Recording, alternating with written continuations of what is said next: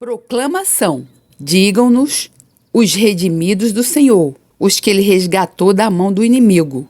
O meu corpo é um templo para o Espírito Santo, redimido, purificado e santificado pelo sangue de Jesus. Aleluia! Os meus membros, as partes do meu corpo, são instrumentos de justiça, entregues a Deus para o seu serviço e para a sua glória. Eu nasci de Deus e o maligno não me poderá tocar. O diabo não tem lugar em mim, nenhum poder contra mim, nada a declarar contra mim. Tudo foi resolvido pelo sangue de Jesus. Eu venci Satanás pelo sangue do Cordeiro e pela palavra do meu testemunho. E eu não morro pelo amor à minha própria vida. O meu corpo é para o Senhor e o Senhor é para o meu corpo. Glórias a Deus! Carta de ensino Quando Deus Chama, de Derek Prince. A chamada de Deus é algo que não podemos comandar. Nós não lhe ditamos. A iniciativa vem diretamente dele. O Novo Testamento diz-nos que a chamada de Deus é uma chamada santa, celeste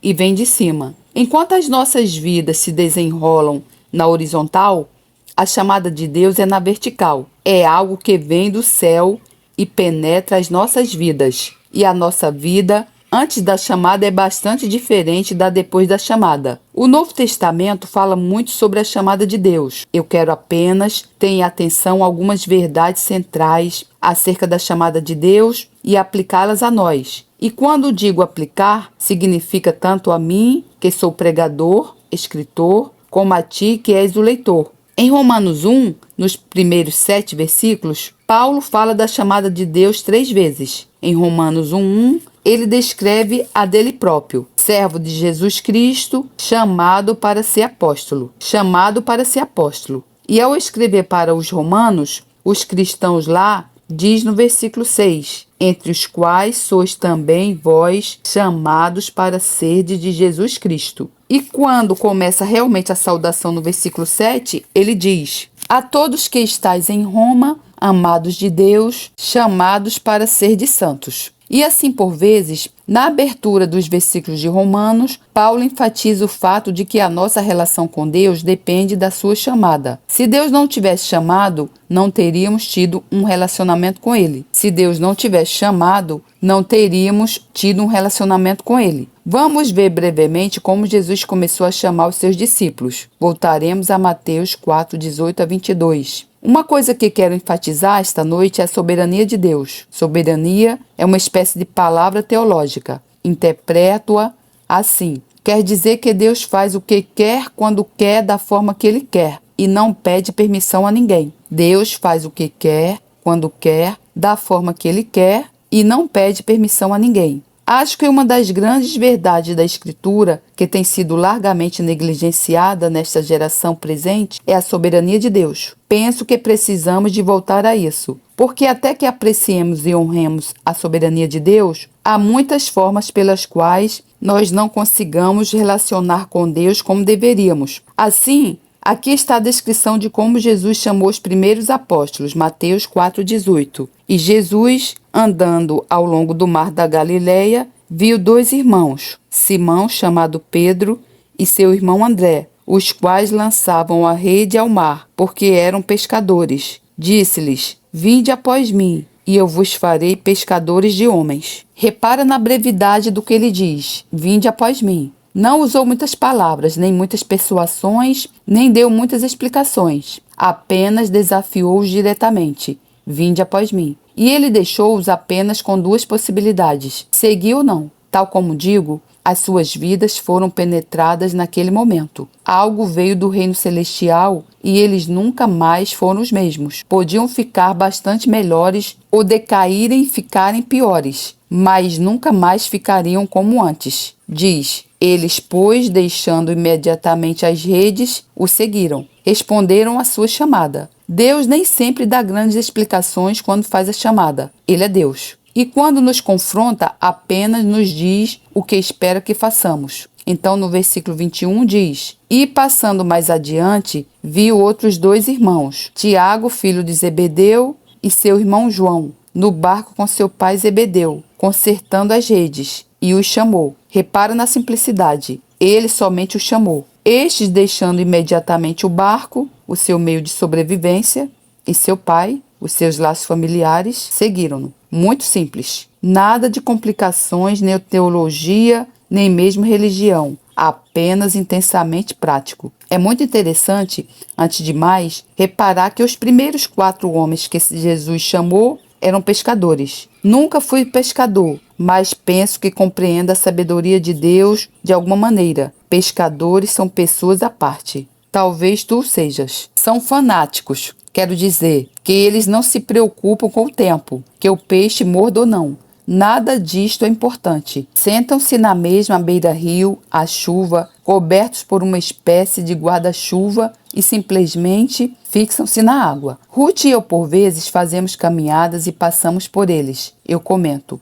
Ruth, o peixe não está a morder. E ela responde que isso não interessa, pois são pescadores. As circunstâncias não os perturbam, nem são afetados pelo desencorajamento, têm uma visão para os peixes. Acredito mesmo que os cristãos deviam ser assim. Estou falando seriamente quando digo acreditar que o Senhor sabia o que estava fazendo quando chamou os primeiros 4 homens pescadores. É interessante verificar que 2 deles estavam a lançar as redes e os outros 2 a remendá-las. Acho que é também uma espécie de representação das 2 grandes atividades do ministério apostólico. Lançar a rede é proclamar o evangelho a quem precisa de o ouvir, mas remendá-la é manter a igreja em ordem. Claro, não faz sentido lançar uma rede com buracos, pois o peixe assim entra e sai. Penso que muita evangelização dos dias de hoje é como lançar uma rede com buracos. Apanhamos muito peixe que entra, mas muito dele sai, devido a não termos remendado a rede. Não restauramos os nossos relacionamentos. Não nos relacionamos uns com os outros da maneira correta como cristãos e as pessoas vêm e dizem: se é assim que os cristãos são, eu não quero isso, e vão embora. A segunda coisa que quero realçar e que tem muito a ver é que Jesus nunca chamou voluntários. Isto é completamente contrário ao pensamento dos cristãos contemporâneos. Quando chegavam voluntários, ele desencorajava-os frontalmente. Era escolha sua e não voluntariado. Jesus nunca chamou voluntários. Era escolha sua e não voluntariado. Vejam, em Lucas 9, 57 a 62, um retrato disto. Na Armada Britânica, que conheci bem, pela minha presença lá durante 5 anos e meio na Segunda Guerra Mundial, eles costumavam dizer 3 voluntários, tu e tu, e ficava resolvido. Na realidade, não eram voluntários, tinham aprendido o princípio da Escritura. Então agora, versículo 57. Quando iam pelo caminho, disse-lhe um homem: seguir-te-ei para onde quer que fores. Talvez penses que Jesus, entusiasmado, tenha respondido: que maravilha, preciso mesmo de ti. Mas Jesus nunca falou assim. Respondeu-lhe Jesus: as raposas têm covis e as aves do céu têm ninhos, mas o Filho do Homem não tem onde reclinar a cabeça. E a outro disse: segue-me. Ao que este respondeu: permite-me ir primeiro sepultar meu pai. Replicou-lhe Jesus: deixa os mortos sepultar os seus próprios mortos. Tu, porém, vai e anuncia o reino de Deus. Não havia hipótese de adiar a chamada de Deus, como compreendes. Quando Jesus dizia agora, amanhã, já não era suficiente. Era completamente autoritário e soberano. Não há lugar para negociações da parte dos que são chamados. E aqui vem o terceiro exemplo. Outro também disse: Senhor, seguir-te-ei, mas deixa-me ir despedir-me dos que estão em minha casa. Jesus, porém, lhe respondeu: ninguém que lança mão do arado e olha para trás é apto para o reino de Deus. Vês a velocidade, soberania e desafio da chamada de Deus? A chamada de Deus tem em si autoridade, soberania e desafio. Eu cresci na igreja anglicana na Bretanha e era membro dela na primeira parte da minha vida. Não estou criticando a igreja anglicana, pois fiz tudo o que era suposto fazer, mas nunca encontrei realidade na minha própria vida. Acho que se tivesse de olhar para trás e fazer uma crítica, diria que o problema será nunca me terem realmente desafiado. Fizeram tudo muito fácil.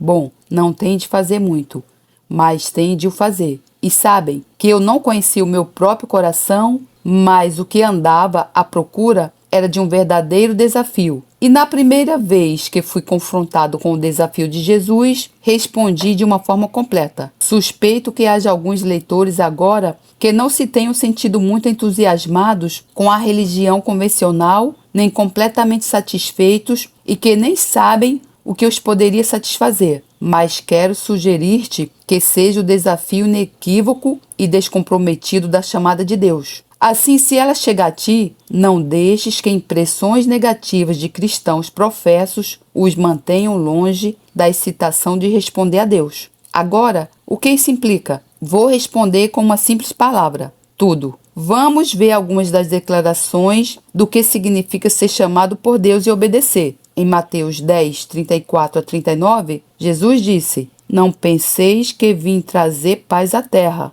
Não vim trazer paz, mas espada. Porque eu vim pôr em disseção o homem contra o seu pai, a filha contra a sua mãe, e a nora contra a sua sogra. E assim os inimigos do homem serão os da sua própria casa. Quem ama o pai ou a mãe mais do que a mim, não é digno de mim. E quem ama o filho ou a filha mais do que a mim, não é digno de mim. Não há cedência no nosso compromisso com Jesus. Nenhum outro ser humano, não interessa com o próximo seja, pode ter prioridade sobre a nossa aliança com Ele. E quem não toma a sua cruz e não segue após mim, não é digno de mim. Quem achar a sua vida, perdê-la-á. E quem perder a sua vida por amor de mim, achá-la-á. São palavras muito rígidas e claramente intransigentes. E assim novamente em Mateus 16, 24 a 25. Então, disse Jesus aos seus discípulos: Se alguém quer vir após mim, negue-se a si mesmo. Tome a sua cruz e siga-me, pois quem quiser salvar a sua vida, perdê-la-á,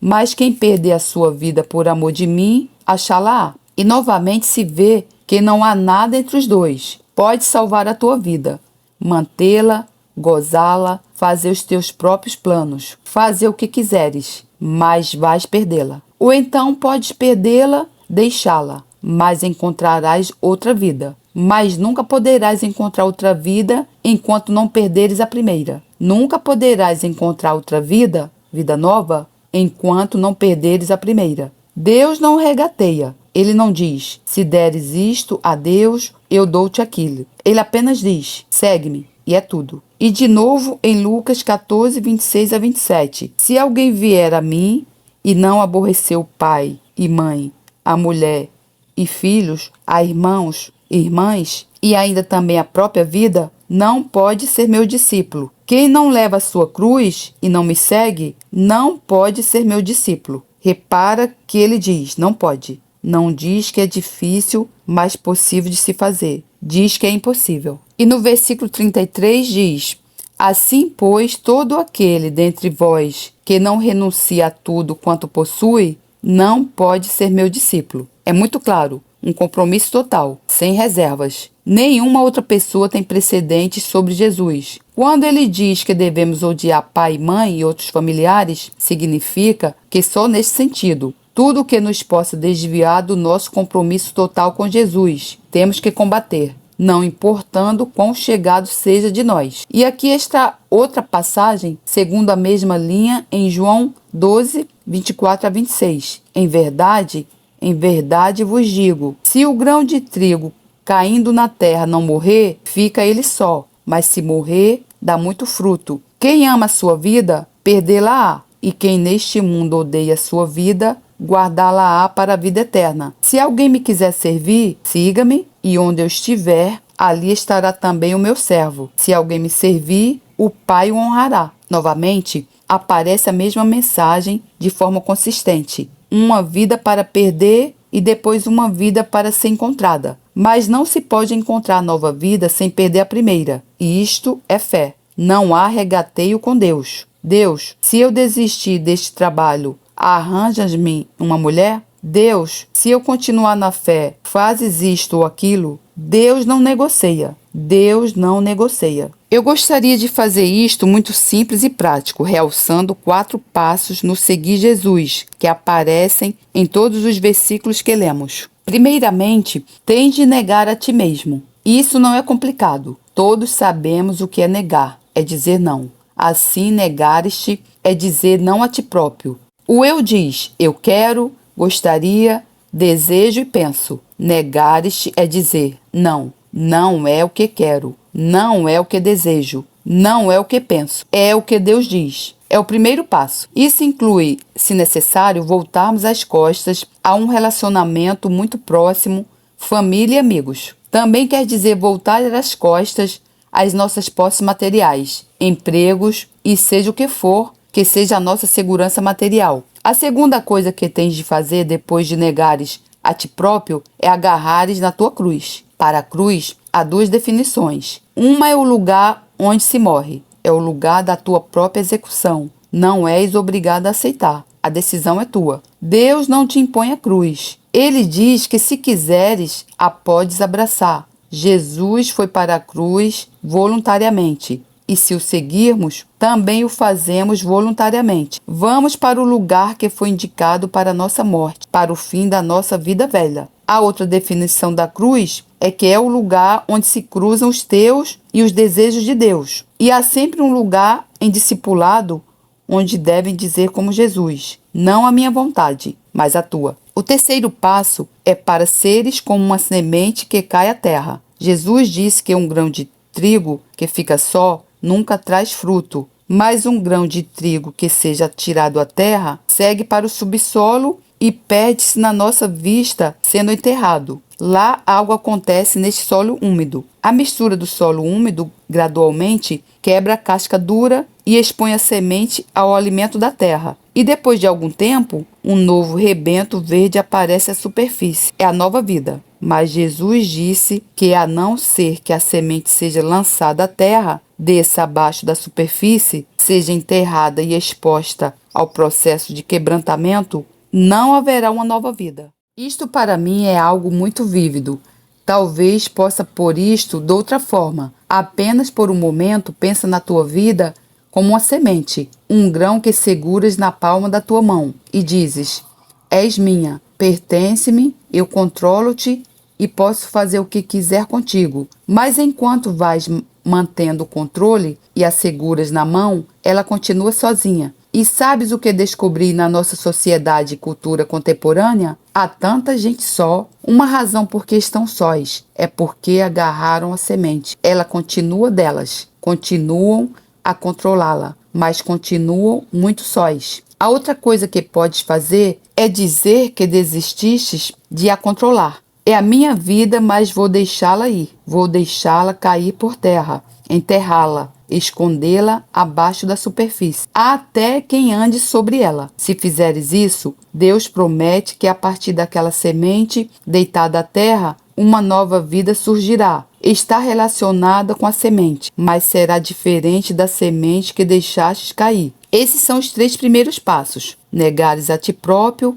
tomar a tua cruz, tornares-te na semente que cai à terra. O quarto passo é bastante entusiasmante, é encontrar uma nova vida, uma vida que nunca pode ser encontrada de outra maneira. Estás excluído da vida que foi planejada por Deus para ti, a vida para a qual Deus te criou. Mas o único caminho por onde poderás ir é seguindo esses passos: negares-te a ti próprio, tomar a tua cruz, cair à terra e deixar Deus fazer o que tu não podes. Uma das palavras-chave da Bíblia é graça, e como é usada na Bíblia é sobrenatural. É o que Deus pode fazer quando chegarmos ao fim das nossas capacidades. Enquanto podemos, não precisamos da graça de Deus. Quando chegamos ao fim de tudo o que conseguimos fazer, é onde começa a graça de Deus. Assim, quando tivermos deixado cair a semente ao solo, deixando-a lá, retirando as nossas mãos dela, abrimos o caminho para a graça sobrenatural de Deus fazer com ela o que só Ele pode fazer. Vou falar-te um pouco sobre a nova vida. Quero apenas falar de 3 coisas importantes. Primeiro, a motivação da nova vida é fazer a vontade de Deus. A motivação da nova vida é fazer a vontade de Deus. Essa foi a motivação do próprio Jesus. Ele disse: a minha alimentação é fazer a vontade de Deus, acabar o trabalho que me foi destinado por Ele. E em João 2,17 fala acerca daquele que cumpre a vontade de Deus. Ele contraste isso com tudo que este mundo tem para oferecer. E diz em 1 João 2,17: ora, o mundo passa e a sua concupiscência. Todos os seus, do mundo, desejos, ambições, todas as coisas que o mundo apreende e se esforça para adquirir, são todas temporárias. Todas vão passar a história. Será isso verdade? Não será? Muito raramente estamos dispostos a enfrentar este fato. Mas quando fazemos, é obviamente verdade. Mas há um mais. Mas aquele que faz a vontade de Deus permanece para sempre. É essa a diferença. Como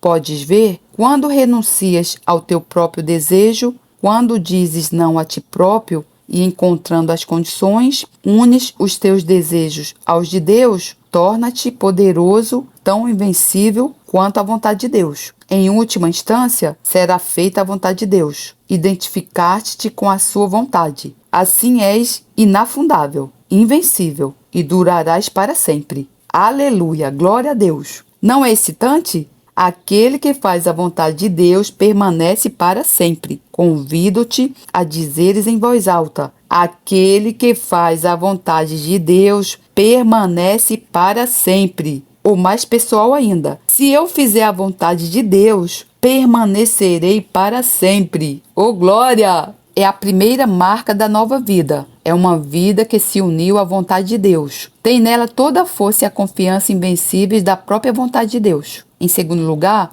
a nova vida é orientada pelo Espírito Santo. A nova vida é orientada pelo Espírito Santo. Vamos ver uma breve escritura em Romanos 8,14. Pois todos os que são guiados pelo Espírito de Deus, esses são filhos de Deus. Está escrito no tempo presente, contínuo. Tantos quantos são regularmente, continuamente conduzidos por Deus, são filhos de Deus. Como vês, quando crês em Jesus como teu Salvador pessoal, pela fé, renasces do Espírito de Deus. Torna-te criança na família de Deus. Mas para cresceres e te tornares filho maduro, há um processo progressivo. É ser-se conduzido pelo Espírito de Deus. Muitos cristãos que renascem nunca aprenderam a serem conduzidos pelo Espírito de Deus, mas tantos quantos o são, tornaram-se seus filhos e amadureceram, cresceram e encontraram o propósito de Deus e o destino das suas vidas. E assim, esta nova vida não é só manter um conjunto de regras, nem dar primazia à ida à igreja. Todas estas coisas podem ser importantes, mas a essência da nova vida é a relação pessoal com uma pessoa. E essa pessoa é o Espírito Santo. A essência da nova vida é a relação pessoal com o Espírito Santo. É deixares o Espírito Santo pegar na tua mão e conduzir-te. Ele sabe o caminho. Ele conhece os perigos. Conhece as armadilhas. Estás seguro enquanto conduzido por ele. Não tens que contar com a tua esperteza ou força. Tens um amigo sobrenatural ao teu lado que te conduz, que sabe o caminho e que te pode levar. O terceiro aspecto desta nova vida é que a provisão para ela vem de Deus. A provisão para a nova vida vem de Deus. Uma vez que estejas rendido a Deus, em obediência à sua chamada, Ele aceita a responsabilidade por ti. Eu podia ilustrar isto com a Armada Britânica. Apesar de muita forma, a Armada Britânica não ser um padrão de Deus. Fui para a Armada, quero dizer, recrutado, não alistado. Mas, de qualquer modo, acabei por lá ficar em setembro de 1940. Nos 5 anos e meio seguintes, não tive de me preocupar com o que vestir ou planejar para onde ir ou o que comer. O meu salário naqueles dias, acreditem ou não, era de 2 libras inglesas por dia, que ninguém hoje poderia imaginar quão pouco era. Mas nunca passamos fome, pois não tínhamos de pagar a nossa comida. Nunca tínhamos de comprar as nossas roupas. A Armada era sempre responsável por dar-nos lugar para dormir. Durante cerca de 2 anos, nunca me deram nada melhor do que o deserto do norte da África. Mas pelo menos havia o deserto e algo para nos cobrir durante a noite. Não estou a querer dizer que fosse sempre como um piquenique, mas com todas as suas limitações, a Armada aceitou responsabilizar-se por cada soldado. Agora, quando te comprometes com a vontade de Deus, sem reservas, Deus torna-se responsável por ti. Quando deixei a Armada Britânica e me tornei discípulo de Jesus Cristo por inteiro, casei com uma senhora que tinha uma casa de crianças a norte de Jerusalém. No mesmo dia em que casei, tornei-me pai adotivo de 6 raparigas. é uma grande família. Passamos pela guerra que marcou o nascimento do Estado de Israel. Estávamos mesmo no meio da guerra. A nossa casa ficava a cerca de 1/4 de milha da linha da frente e mudamos-nos de uma cidade para outra e de um lugar para outro. Enfrentamos perigos, privações, oposição, mas no meio disto tudo, Deus consistentemente providenciou. Jesus disse em Mateus 6,33: mas buscai primeiro o seu reino e a sua justiça, e todas estas coisas vos serão acrescentadas. O mundo continua a querer agarrar-nos. O mundo faz deles coisas, comida, roupa, dinheiro, casas, carro e tudo isso, o seu objetivo. Mas nessa nova vida, o objetivo é a vontade de Deus, e então Deus juntará todas estas coisas. Poupam-se bastantes preocupações se soubermos que Deus está a dar essas coisas. Agora talvez estarás pensando que parece bom demais para ser a verdade. Bem, primeiramente é a promessa do próprio Jesus. Ele nunca decepcionou. Em segundo lugar, há milhares e milhares de servos do Senhor hoje à volta do mundo, que testemunharão por experiência pessoal que tudo isso é verdadeiro. Funciona. Deus é tão bom quanto a sua palavra. Quero testemunhar isso. Eu tenho, com o melhor da minha capacidade, pela graça de Deus, procurado primeiro o reino de Deus na minha vida. E Deus tem me proporcionado tudo e cada vez mais. Por vezes digo a ministros, quando se tornam demasiado espirituais e a igreja os libera do seu trabalho, encontrei muitos assim. Não se preocupem, Deus é mais generoso do que o conselho da igreja. Ele tomará conta de vós enquanto os outros não. Não é assim com todas as igrejas, mas acreditem que Deus cuida dos que comprometem as suas vidas com Ele. Eu gostaria de mostrar apenas uma outra bela escritura, Marcos 10, 29 e 30. Bem, poderíamos ler o versículo 28, pois, caracteristicamente, foi uma questão posta por Pedro que trouxe essa resposta de Jesus. Pedro começou a dizer-lhe: eis que nós deixamos tudo e te seguimos. Respondeu Jesus: em verdade vos digo que ninguém há que tenha deixado casa, ou irmãos, ou irmãs, ou mãe, ou pai, ou filhos, ou campos, por amor de mim e do Evangelho, que não receba 100 vezes tanto, já neste tempo, em casas, irmãos, irmãs, e mães, e filhos, e campos, com perseguições. Não esquecer isto. Jesus era tão honesto que nunca nos daria uma imagem irreal das coisas, e no mundo vindouro, a vida eterna. Então, Jesus diz em devido tempo: o que quer que tenham dado, ser-vos-á retribuído, multiplicado muitas vezes, não apenas no mundo que há de vir, graças a Deus pelo mundo vindouro e pelo que nos espera lá, mas neste mundo. Posso agora dizer que provei ser tudo verdade. Quando Deus me chamou para a terra de Israel, e do povo judeu primeiro, e depois para as outras nações do mundo, posso realmente dizer que abandonei tudo. Não o fiz com dramatismo, pois Deus apenas me pôs numa situação em que eu tinha de lhe obedecer. Desisti do meu próprio país, que era a Grã-Bretanha, e fixei-me numa terra estrangeira. Desisti da minha família, não no sentido que eu estivesse abandonado, mas as necessidades deles vinham após as de Jesus na minha vida. Um dos membros da minha família mais próximo de mim era o meu avô, porque quando rapaz fui cuidado pelos meus avós, enquanto meu pai ainda servia as Forças Armadas Britânicas na Índia. O meu avô estava morrendo com cancro. A Armada Britânica devia-me uma passagem do Médio Oriente para a Inglaterra. Eu tinha todo o direito a isso. Deus disse-me: chamei-te e agora chegou a altura. E tive de dizer que não ia voltar para casa. O meu avô morreu sem voltar a ver-me. Ele era crente e sei onde está. Foi tudo muito difícil. O Senhor disse: nem pai, nem mãe,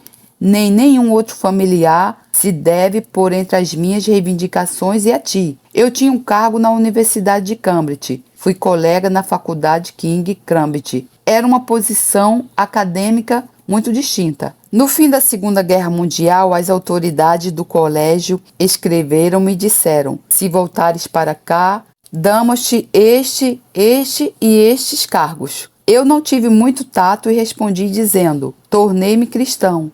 não vou voltar. Podia tê-lo dito de uma forma bem melhor, mas de qualquer forma recusei. Do dinheiro que eu tinha, e que em parte tinha recebido da minha família, fiz um seguro. E quando mudamos do sítio onde vivíamos fora de Jerusalém para o interior, em 1946, tivemos de usar todo o dinheiro que tínhamos para casa e assim desistir do dinheiro. Atualmente, não havia nada com significado na minha vida a que não tivesse voltado as costas. Quero que saibam que este não foi um gesto tão dramático como possa parecer. Foi apenas obedecer ao Senhor, passo a passo. Falando da questão da reforma, suponhamos que me tivesse tornado professor na Universidade de Cambridge, com a idade de 65 anos. O que teria acontecido? Já estaria reformado, sentado algures numa pequena casa e com uma pensão bastante moderada. Aqui estou eu com 71 anos, viajando pelo mundo, forte, ativo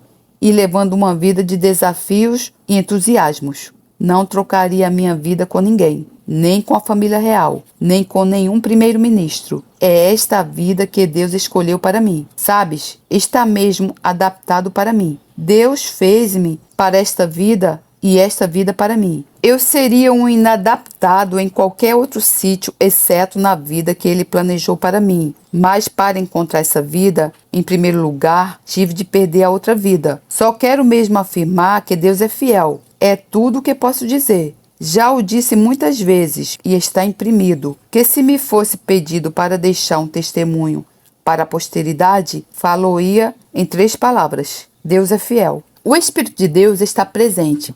É muito pessoal e não é apenas uma influência abstrata. Se ele tem estado a falar contigo, ou se falar-te mais à frente, não estou a chamar voluntários, mas quero falar contigo que sentes que Deus te falou através do Espírito Santo, se sentes que ele disse: segue-me, deixa a tua vida para me servires. Quero que penses nisso apenas por alguns momentos em silêncio. Simplesmente fecha-te no Senhor. Se Deus tiver alguma coisa para te dizer, mostra-te disposto a ouvir. Podes ter pegado nesta carta sem ter previsto que o Senhor te ia chamar para o seu serviço, mas foi como André e Paulo, que estavam apenas a tratar das suas redes, e Jesus passou e disse: sigam-me. Outra situação que não referi foi a de Mateus, um levita, sentado no escritório de recepção de impostos, e Jesus pregou o sermão mais pequeno alguma vez feito. Ele disse: segue-me.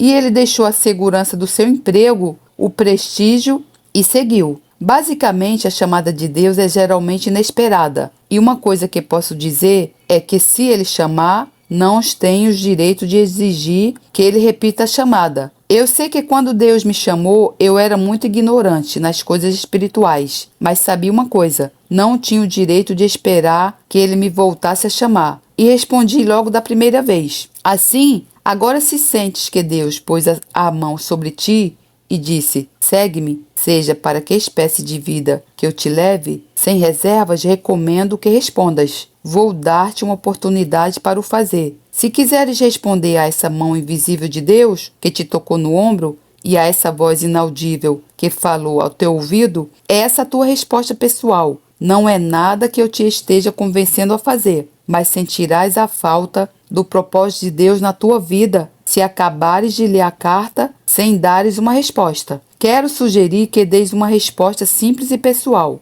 Digas: Deus, aqui estou.